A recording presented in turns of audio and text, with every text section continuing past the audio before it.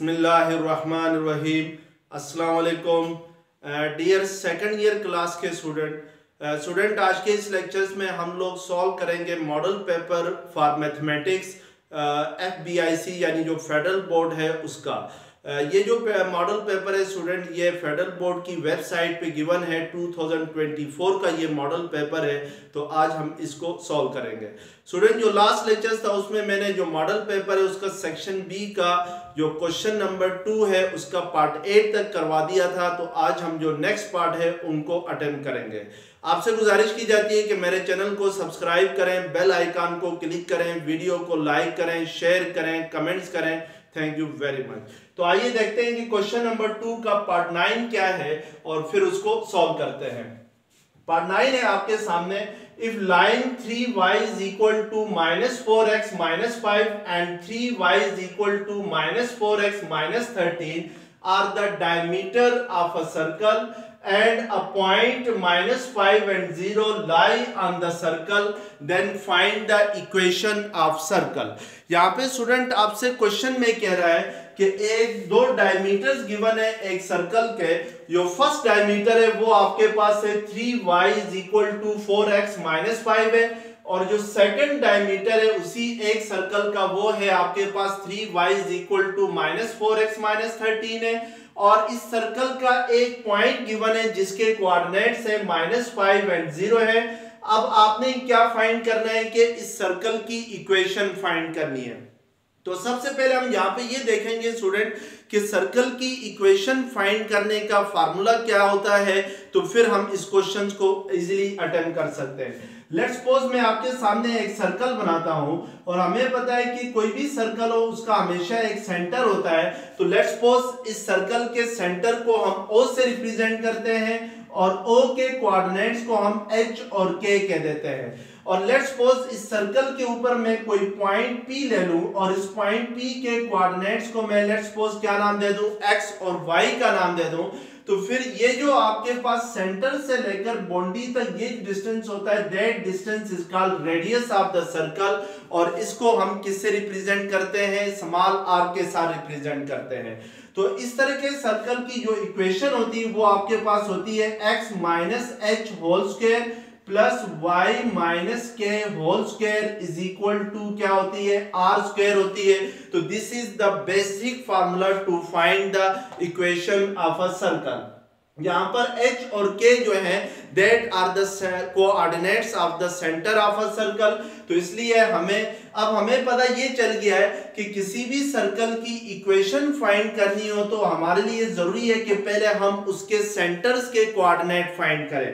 अब यहाँ पे क्वेश्चंस में हमें दो डायमीटर्स गिवन है, एक सर्कल है उसके दो डायमीटर्स गिवन है। जो फर्स्ट डायमीटर है वो आपके पास क्या है, वो आपके पास है 3y = 4x - 15 है, सॉरी -5 है, और सेकंड डायमीटर आपके पास है 3y = -4x - 13 है।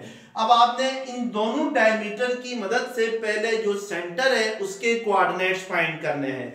तो स्टूडेंट याद रखें कि डायमीटर वो लाइन होती है जो सर्कल के सेंटर से पास करती है, या इसको इन अदर वर्ड्स इसको इस तरीके से डिफाइन कर सकते हैं कि अ cord which passes through the centre of the circle is called diameter. यानी अगर कोई कॉर्ड जो है वो किसी सर्कल के सेंटर में से पास करती है तो वो क्या कहलाती है, डायमीटर कहलाती है। तो लेट्स सपोज मैं अगर ये डायमीटर इसको मैं सेंटर को O कह दूं तो O से अगर ये जो लाइन होगी from A to B, this is a diameter. और इस डायमीटर की जो इक्वेशन है वो लेट्स सपोज फर्स्ट इक्वेशन क्या है आपके पास, वो है 3y - 4x 3y = 4x - 5 है। और इसी तरीके से इसी सर्कल की एक और डायमीटर गिवन है, यानी जिसको हम लेट्स सपोज CD का नाम देते हैं। ये जो डायमीटर CD है इसकी इक्वेशन हमारे पास गिवन है 3y - 4x 3y = -4x - 13 है। अब आपने इन दोनों डायमीटर की मदद से इस सर्कल के जो कोऑर्डिनेट्स हैं, यानी जो O है इसके कोऑर्डिनेट्स फाइंड करने हैं, जिनको हम हमेशा किसके साथ रिप्रेजेंट करते हैं, H और K के साथ रिप्रेजेंट करते हैं। तो अब हमें नजर आ रहा है कि ये जो दोनों डायमीटर्स हैं ये दोनों एक दूसरे को इंटरसेक्ट कर रही हैं at the centre of the circle. तो इट मींस कि अगर मैं इन दोनों डायमीटर्स को जिनकी इक्वेशन गिवन है इनको अगर मैं साइमल्टेनियसली सॉल्व करूं और साइमल्टेनियसली सॉल्व करके जो x और y की वैल्यूज आएंगी that will be the coordinates of the centre होंगी। तो पहले हम लोग इनको साइमल्टेनियसली क्या करते हैं, सॉल्व करते हैं। तो इसके लिए मैं इसको इक्वेशन 1 का नाम देता हूं, इसको इक्वेशन 2 का नाम देता हूं। साइमल्टेनियसली सॉल्व करने के लिए मैं क्या करता हूं, ऐड 1 एंड 2, यानी इक्वेशन 1 और 2 को आपस में ऐड करता हूं तो ये 3y is equal to 4x minus 5 है इक्वेशन 1, और इक्वेशन 2 है 3y is equal to minus 4x minus 13 है। ऐड करने से स्टूडेंट ये 4x और माइनस 4x क्या हो जाएंगे, कैंसिल हो जाएंगे। 3y प्लस 3y क्या आ जाएगा, 6y आएगा, और माइनस 5 माइनस 13 क्या होगा, माइनस 18 होगा। तो इट मीन्स के y की वैल्यू यहां से क्या आ जाएगी, माइनस 3 आ जाएगी। तो इट मीन्स के y की वैल्यू आप जो y कोऑर्डिनेट है यानी जो k है वो आपके पास क्या आ गया, वो आपके पास माइनस 3 आ गया। अब हम x की वैल्यू फाइंड करते हैं यानी h फाइंड करते हैं।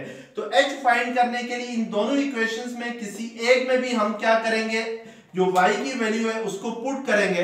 तो लेट्स सपोज जो फर्स्ट इक्वेशन है 3y is equal to 4x minus 5 है, इसमें हम y की वैल्यू पुट करते हैं तो y की वैल्यू क्या आ गई है, माइनस 3 आ गई है। तो that will be equal to 4x minus 5 होगी, तो minus 9 is equal to 4x minus 5 होगी। यहां से 4x किसके इक्वल आएगा, 4x इज इक्वल टू आएगा माइनस 9 प्लस 5 होगा, तो that will be minus 4 is equal to 4x आ जाएगा। तो 4x की वैल्यू अगर माइनस 4 है तो फिर then what is x, x is equal to minus 1 आ जाएगा। तो इट मींस कि जो h आ गया है आपके पास वो क्या है, माइनस 1 है। तो इसका मतलब है कि जो आपके पास है जो सेंटर है उसके कोऑर्डिनेट्स है -1 और -3। अब हम जरा रेडियस फाइंड करते हैं। तो रेडियस कहते हैं from centre to the boundary, जो डिस्टेंस होता है उसको रेडियस कहते हैं। लेट्स सपोज यहां पर ये जो डिस्टेंस है जिसको हमने OB से शो किया है that is called radius of the circle कहलाएगा। अब हमें एक पॉइंट गिवन है इस सर्कल का, वो क्या है, -5 एंड 0 है। यानी मैं लेट्स सपोज जो B है इसके कोऑर्डिनेट्स को -5 एंड 0 कहता हूं, तो फिर मुझे इसका रेडियस फाइंड करने के लिए क्या करना होगा, डिस्टेंस फार्मूले का यूज करना होगा। डिस्टेंस फार्मूला क्या होता है, लेट्स सपोज अगर आपके पास दो पॉइंट्स हैं, एक पॉइंट है A, इसके कोऑर्डिनेट्स हैं x1 और y1, और सेकंड पॉइंट है B, इसके कोऑर्डिनेट्स हैं x2 और y2। Then distance between A and B equal होगा under root x2 minus x1 whole square plus y2 minus y1 whole square होगा। तो यहां से अगर हम रेडियस फाइंड करना चाहें by using the distance formula, तो वो रेडियस किसके इक्वल होगा, OB के इक्वल होगा। और OB को हमने किससे रिप्रेजेंट किया है, R के साथ रिप्रेजेंट किया है। तो ये आपके पास इक्वल होगा अंडर रूट x2 आपके पास है -5, तो -5 माइनस x1 आपके पास है -1 होल स्क्वायर प्लस y2 आपके पास है 0 माइनस 3 आएगा, यानी y1 की जगह whole square as it is आ जाएगा। और इसको अगर हम सिंप्लीफाई करते हैं तो -5 माइनस माइनस क्या होता है, +1, तो -5 प्लस 1 क्या होगा, -4 का स्क्वायर, और माइनस माइनस प्लस 3 का स्क्वायर आ जाएगा। तो 4 का स्क्वायर 16 होता है, 3 का स्क्वायर 9 होता है, तो that will be under root 25 होगा। तो ये आपके पास अंडर रूट 25 किसके इक्वल होता है, 5 के इक्वल होता है। तो इट मींस के रेडियस ऑफ द सर्कल आपके पास क्या आ जाएगा, रेडियस ऑफ सर्कल आपके पास आ जाएगा 5। अब स्टूडेंट आपके पास रेडियस भी आ गया है और इस सर्कल के सेंटर के कोऑर्डिनेट्स भी आ गए हैं, तो आप इजीली क्या कर सकते हैं, इक्वेशन ऑफ सर्कल को फाइंड कर सकते हैं। अभी मैंने आप लोगों को बताया था कि इक्वेशन ऑफ सर्कल किसके इक्वल होती है, इक्वेशन ऑफ सर्कल होती है x minus h whole square plus y minus k whole square is equal to r square. यानी यहां पर आपके पास जो सेंटर के कोऑर्डिनेट्स है वो क्या क्या है, वो है -1 यानी h -1 है, और y क्या है, -3 है।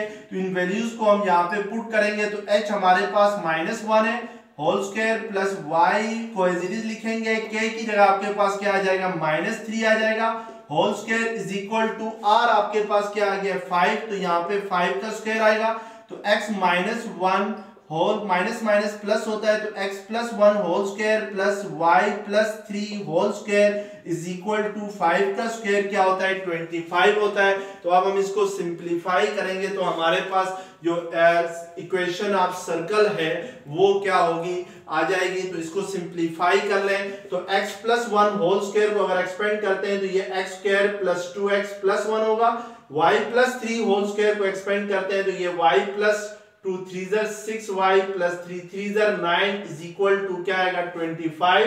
तो ये x square plus 2x plus y square plus 6y, तो ये 1 प्लस 9 क्या होता है 10 10 सेकंड साइड पे जाके 25 से क्या होगा माइनस होगा, तो दैट विल बी 15। तो इट मींस कि x square plus 2x plus y square plus 6y is equal to 15 आएगा।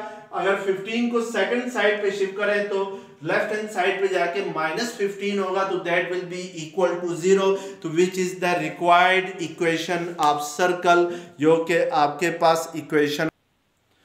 अब इसका सेकंड पार्ट है पार्ट 9 का, write an equation of parabola having focus f -2 and 1 and directrix x is equal to 5। ये जो question student आपके पास आया है ये आपकी यूनिट 6 का क्वेश्चन है कॉनिक सेक्शन का, जिसमें आपने सर्कल के बारे में पढ़ा है, पैराबोला के बारे में पढ़ा है, इलिप्स के बारे में पढ़ा है और हाइपरबोला के बारे में पढ़ा है। पैराबोला क्या होती है पहले हम ये चेक करते हैं और इसके बाद इक्वेशन ऑफ पैराबोला हम यहाँ पे लिखेंगे। तो उसके लिए देखें पैराबोला के लिए मैं लेट्स सपोज दो हॉरिजॉन्टल लाइन ड्रा करता हूँ। जो हॉरिजॉन्टल लाइन है that will be x axis और ये जो वर्टिकल लाइन है that is called y axis. और मैं लेट्स सपोज इस तरह की जो शेप होती है इस शेप को आप क्या कहते हैं, इस शेप को आप पैराबोला कहते हैं। और ये पैराबोला क्यों कहलाती है, लेट्स सपोज मैं एक फिक्स पॉइंट लेता हूं f और इसके कोऑर्डिनेट्स को मैं कहता हूं c एंड 0, यानी जो फिक्स पॉइंट है इसके कोऑर्डिनेट्स को हम क्या कहेंगे c एंड 0 कहेंगे, या आप इसको कोई और नाम दे दें। और एक लाइन लेते हैं जिसको हम कहते हैं डायरेक्ट्रिक्स कहते हैं। ये जो लाइन है ये लेट्स सपोज डायरेक्ट्रिक्स है, ये जो फिगर है ये पैराबोला कहलाएगी। अगर इसके ऊपर जितने भी पॉइंट्स हैं, लेट्स सपोज मैं एक पॉइंट P लेता हूं x एंड y, इसके कोऑर्डिनेट्स को सपोज करता हूं। अगर इस पॉइंट P का डिस्टेंस जो है, यानी इस पॉइंट P का डिस्टेंस फ्रॉम द डायरेक्ट्रिक्स, यानी जो लाइन L है दैट इज कॉल्ड डायरेक्ट्रिक्स, और इस फोकस F से सेम रहे, यानी मैं अगर लेट्स सपोज पॉइंट P से जो डायरेक्ट्रिक्स डिस्टेंस है इसको मैं PM से रिप्रेजेंट करता हूं, और जो पॉइंट P का फोकस तक जो डिस्टेंस है दैट इज कॉल्ड PF। अगर PM इक्वल हो किसके PF के, तो देन ये जो आपके पास फिगर होगी ये कौन सी फिगर कहलाएगी, पैराबोलिक फिगर कहलाएगी। तो इसका मतलब है कि हमने इन दोनों डिस्टेंस को फाइंड करना है, यानी PM फाइंड करना है और PF फाइंड करना है, और इसके बाद इन दोनों को इक्वेट करना है। तो हमारे पास क्या आ जाएगी, इक्वेशन ऑफ पैराबोला आएगी। तो यहां पर फोकस हमें गिवन है, फोकस क्या है -2 एंड 1 है, और जो डायरेक्ट्रिक्स है वो भी गिवन है, यानी डायरेक्ट्रिक्स एक लाइन होती है तो उसकी इक्वेशन गिवन है क्या है, x इज इक्वल टू 5 है। तो हमने PM फाइंड करना है और PF फाइंड करना है, और इसके बाद इन दोनों को इक्वेट करना है। तो पहले जस्ट हम PF फाइंड करते हैं, तो PF that distance will be PF होगा। तो इस डिस्टेंस को फाइंड करने के लिए हम डिस्टेंस फार्मूले का यूज करेंगे। तो ये क्या होगा, आपके पास PF इक्वल होगा under root x -2 whole square plus y coordinates का डिफरेंस देंगे तो y -1 होल स्क्वायर होगा। तो इसको अगर आप सिंपलीफाई करेंगे तो ये आपके पास x प्लस 2 होल स्क्वायर आएगा प्लस y -1 होल स्क्वायर आएगा।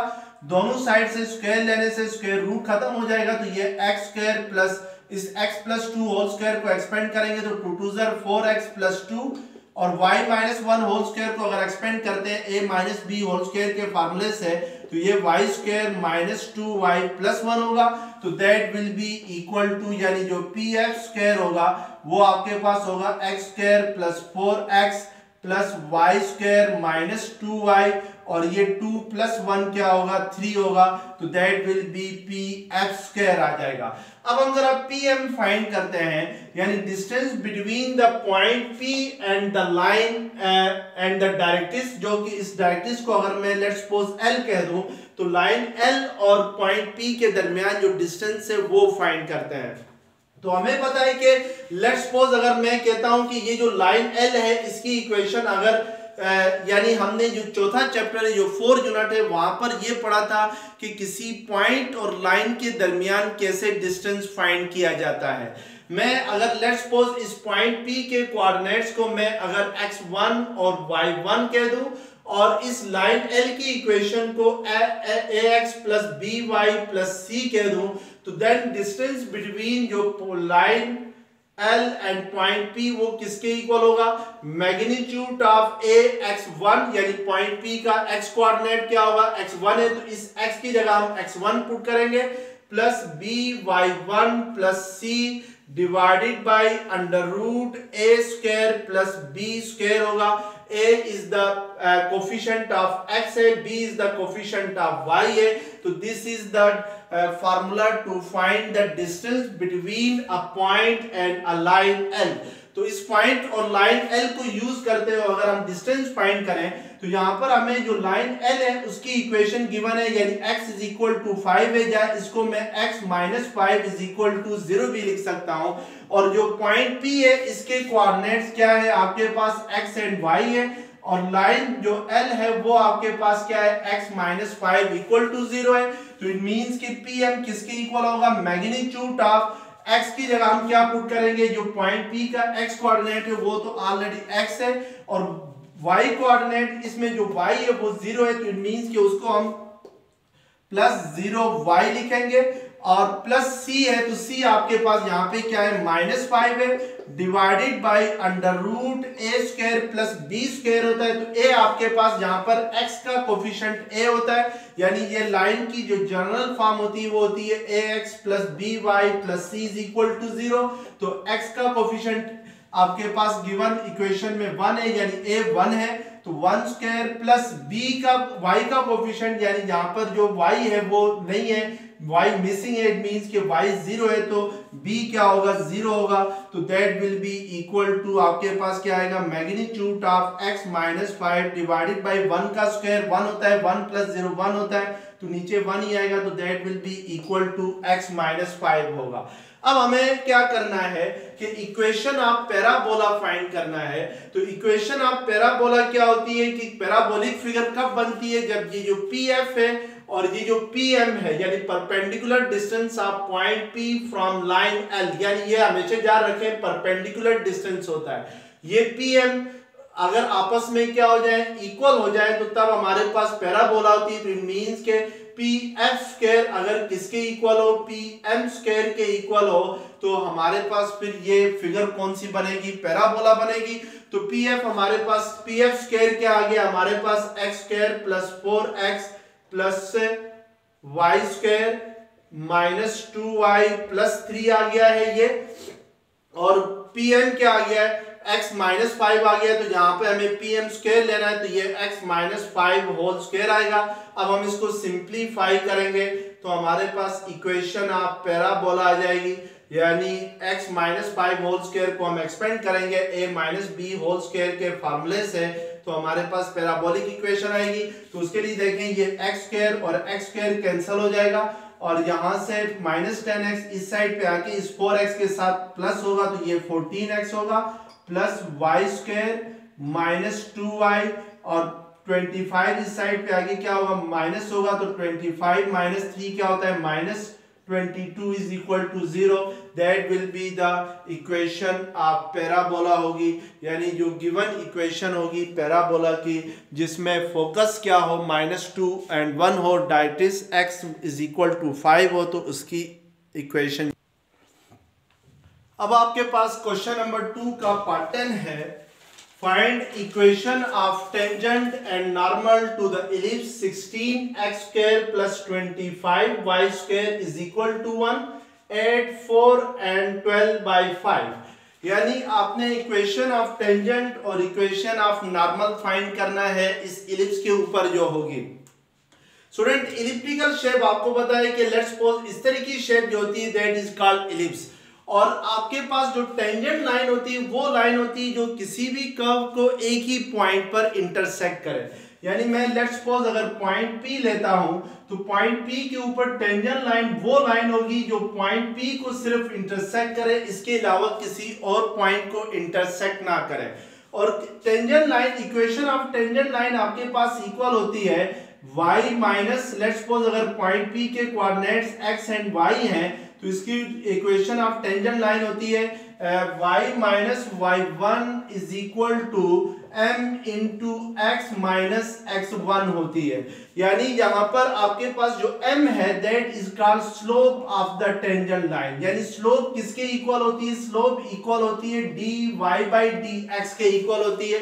यानी derivative of y with respect to x that is called slope of tangent line। तो it means के इस इक्वेशन ऑफ इसकी टेंजेंट लाइन की इक्वेशन फाइंड करने के लिए पहले हमें इसकी स्लोप फाइंड करनी होगी, यानी जो इलिप्स है उसकी स्लोप फाइंड करनी होगी। तो जो इलिप्टिकल इक्वेशन है वो आपके पास क्या है? वो है 16x square plus 25y square is equal to 1 है। अब हम dy बाई dx फाइंड करने के लिए इस इक्वेशन के दोनों साइड पे डेरिवेटिव लेंगे विद रिस्पेक्ट टू x, यानी taking derivative with respect to x यानी dy by dx on both side of the equation. तो अगर दोनों साइड पे डेरिवेटिव ले लें तो 16 एज इट इज आता है। x स्क्वायर का derivative with respect to x क्या होगा? 2x होगा प्लस 25 एज इट इज आएगा। y स्क्वायर का डेरिवेटिव क्या होगा? d2y होगा। By power law of derivative ये डेरिवेटिव ले लें। पावर लॉ ऑफ डेरिवेटिव क्या होता था कि लेट्स सपोज अगर कोई फंक्शन है x पावर n तो इसका derivative with respect to x क्या होता है? n into x power n minus 1 होता है, यानी पावर स्टार्ट में आती है। फिर ये जो डेरिवेटिव है ये पावर का डेरिवेटिव है। फिर हमें इसकी बेस का भी डेरिवेटिव लेना होता है। तो बेस यहाँ पे क्या है? x है, तो x का derivative with respect to x क्या होता है? 1 होता है। तो इसलिए हम इसको n into x power n minus 1 लिखते हैं। लेकिन यहाँ पर y स्क्वायर का अगर डेरिवेटिव ले लूं बाय यूजिंग पावर लॉ तो फिर y स्क्वायर का डेरिवेटिव क्या होगा विद रिस्पेक्ट टू x? पहले हम स्क्वायर का डेरिवेटिव लेंगे तो 2y होगा।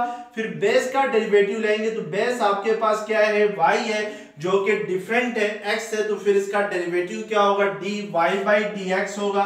तो और राइट हैंड साइड पे आपके पास 1 है, तो 1 का derivative with respect to x क्या होता है? 0 होता है, क्योंकि 1 एक कांस्टेंट है और कांस्टेंट का डेरिवेटिव हमेशा क्या होता है? 0 होता है। अब इसको हम सिंपलीफाई करेंगे तो ये 32x प्लस 25 इंटू 2 करें तो 50 आता है। 50y dy बाई dx आता है is equal to 0।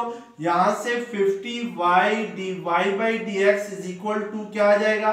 Minus 32x आएगा। और यहां से अगर हम लोग dy बाई dx फाइंड करना चाहें तो वो किसके इक्वल आएगा? Minus 32x divided by 50y आ जाएगा। अब हमें इसका डेरिवेटिव फाइंड करना है एट 4 एंड माइनस 12 बाई 5। यानी इसका डेरिवेटिव फाइंड करने के लिए इस पॉइंट के ऊपर जिसके कोऑर्डिनेट्स क्या क्या हैं, जिसके कोऑर्डिनेट्स आपके पास हैं 4 और 12 बाई 5 है, तो इसका derivative eight 4 and 12 by 5 find करेंगे। तो इसको हम इस तरीके से लिखेंगे dy बाई dx की वैल्यू एट 4 एंड 12 बाई 5 ये किसके इक्वल आएगी? माइनस 32 एज इट इज आ जाएगा। x की जगह हम क्या पुट करेंगे? x की जगह हम 4 पुट करेंगे और y की जगह क्या आ जाएगा? 12 बाई 5 आ जाएगा नीचे, यानी 50y है, तो इस y की जगह हम क्या पुट करेंगे? 12 बाई 5 पुट करेंगे और इसको सिंप्लीफाई करेंगे तो 5 1 ज़र 5, तो ये आपके पास minus 32 into 4 divided by 12 into 10 आ जाएगा।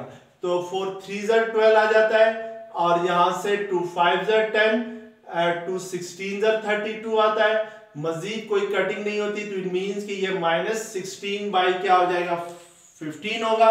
और इस डेरिवेटिव को हम क्या नाम देंगे, m का नाम देंगे। अब हम स्टूडेंट की equation of tangent line find करते हैं। तो इक्वेशन ऑफ टेंजेंट लाइन किसके इक्वल होती है, equation of tangent line equal होती है y minus y1 is equal to dy by dx into x minus x1 के इक्वल होती है। तो y minus y1 आपके पास ये जो पॉइंट गिवन है, इसके कोऑर्डिनेट्स को हम x1 और y1 कहेंगे। तो y1 आपके पास है 12/5 और dy by dx आपके पास आ गया है -16/15 आ गया। x माइनस x1 आपके पास क्या है 4 है। तो इसको अगर हम सिंप्लीफाई करें यानी क्रॉस मल्टीप्लिकेशन करें, 15 इस साइड पे आके किससे मल्टीप्लाई होगा, y माइनस 12/5 के साथ मल्टीप्लाई होगा और -16 किसके साथ मल्टीप्लाई होगा, x माइनस 4 के साथ मल्टीप्लाई होगा।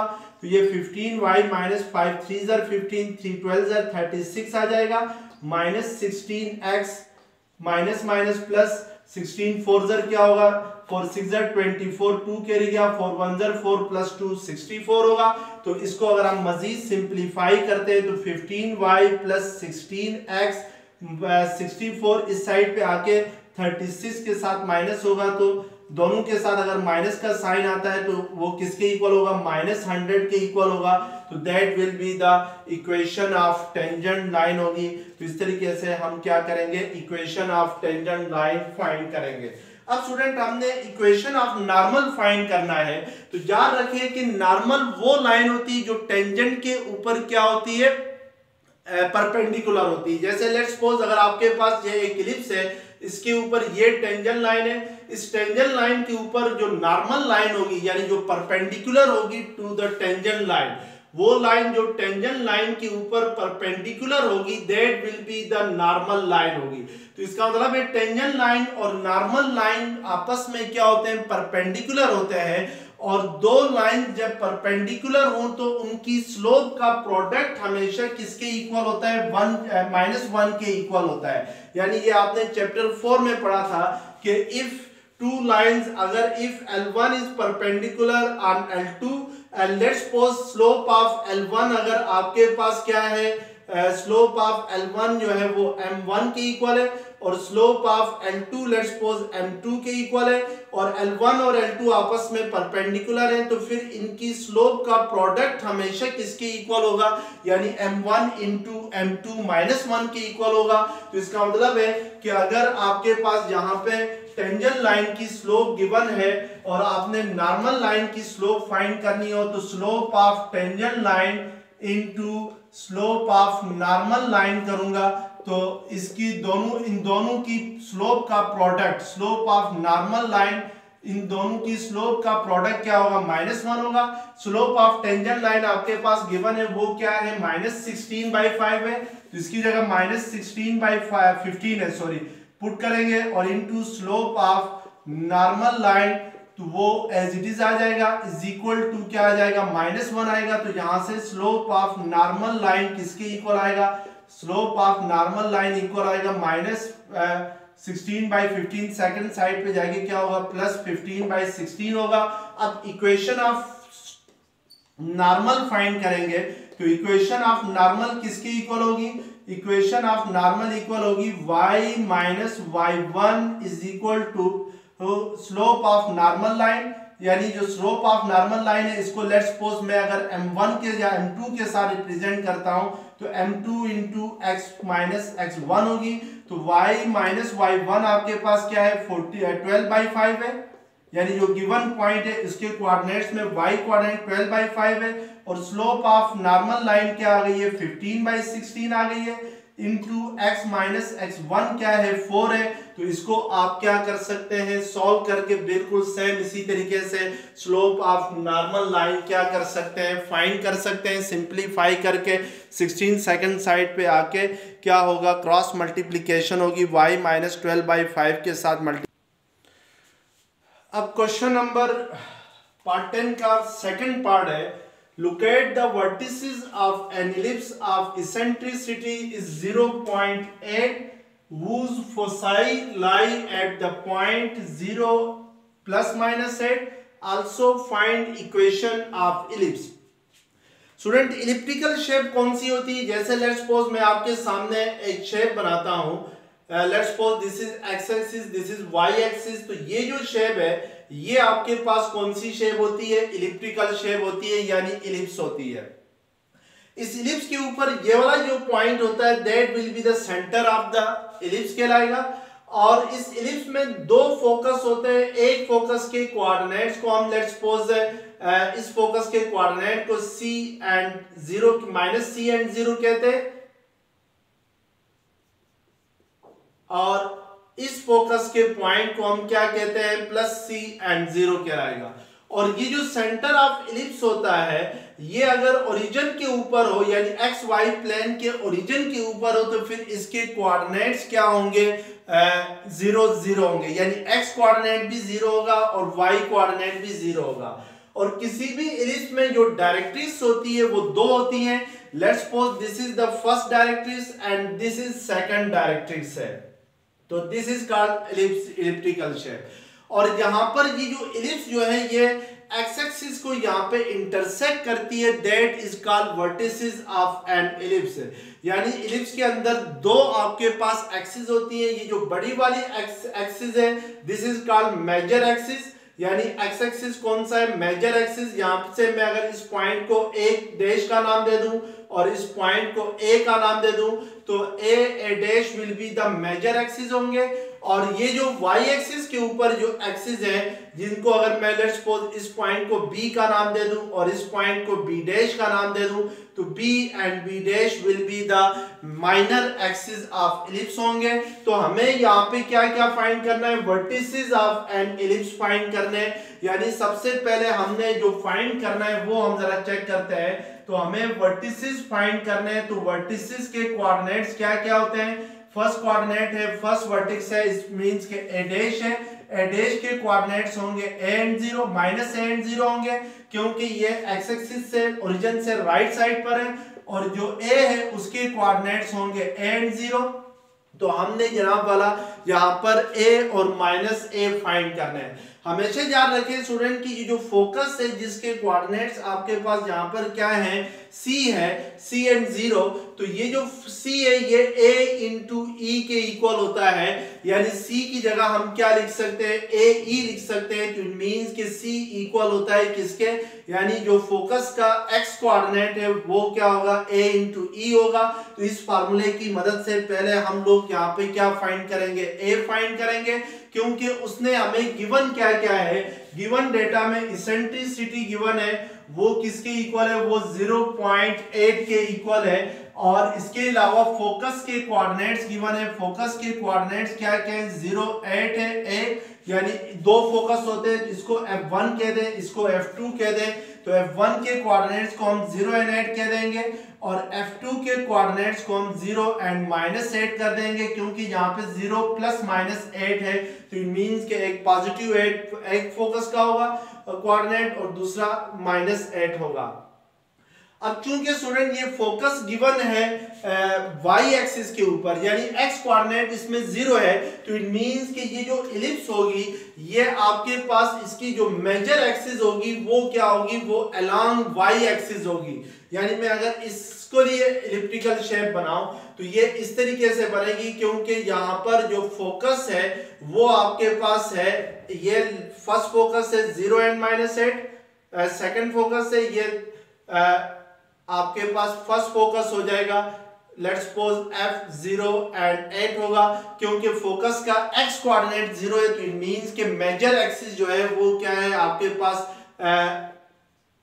y एक्सिस के अलोंग है। तो हमने यानी इसका मतलब है हमने a और माइनर एक्सिस के क्या क्या है? a एंड a डैश है। तो इन दोनों के कोऑर्डिनेट्स को भी हम क्या कहते हैं? वर्टिसेस कहते हैं। जो मेजर एक्स जो b है इसके कोऑर्डिनेट को भी वर्टिसेस कहा जाता है और b डैश के कोऑर्डिनेट्स को भी वर्टिसेस कहा जाता है। a के कोऑर्डिनेट को भी वर्टिसेस कहा जाता है। इसके कोऑर्डिनेट्स a एंड 0 होंगे। लेट्स सपोज इसके कोऑर्डिनेट्स माइनस a एंड 0 होंगे। तो इट मींस कि हमने ये चारों कोऑर्डिनेट्स क्या करने हैं? फाइंड करने हैं। तो हमारे पास वर्टिसेस क्या आ जाएंगे? इसके आ जाएंगे। यानी 0b फाइंड करना है और b डैश फाइंड करना है, यानी 0 माइनस बी फाइंड करना है। तो हमें अब पता है कि जो फोकस होता है, फोकस के कोऑर्डिनेट्स क्या है, 0 एंड 8। तो जनरली इसके कोऑर्डिनेट्स को हम क्या लिखते हैं, 0 एंड c लिखते हैं। तो c किसके इक्वल होता है, c इक्वल होता है a इंटू ई होता है, या यहां पर आपके पास चूंकि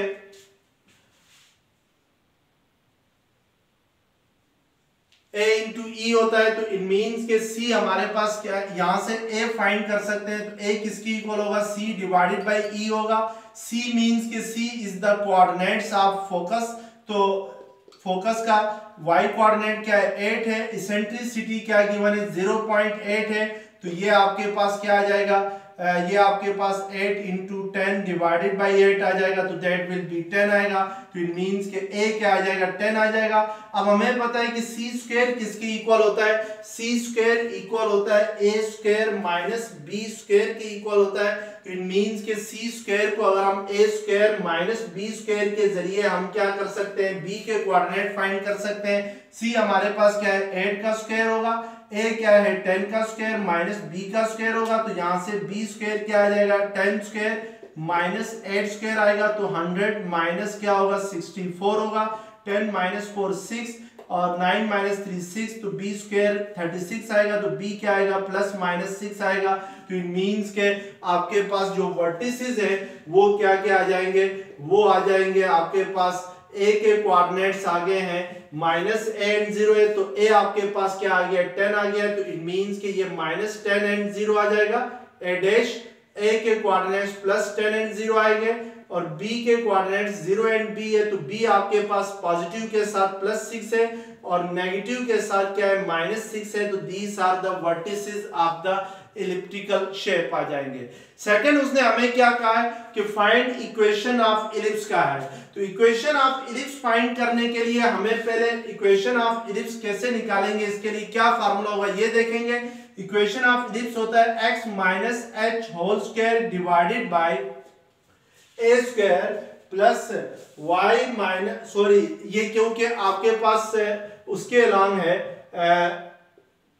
y minus k whole square plus x minus H whole square divided by b square is equal to 1 होगा इस केस में, क्योंकि जो मेजर एक्सिस है वो क्या है, एक्स एक्सिस वाई एक्सिस के अलॉन्ग है, इसलिए हम ये फार्मूला यूज करेंगे।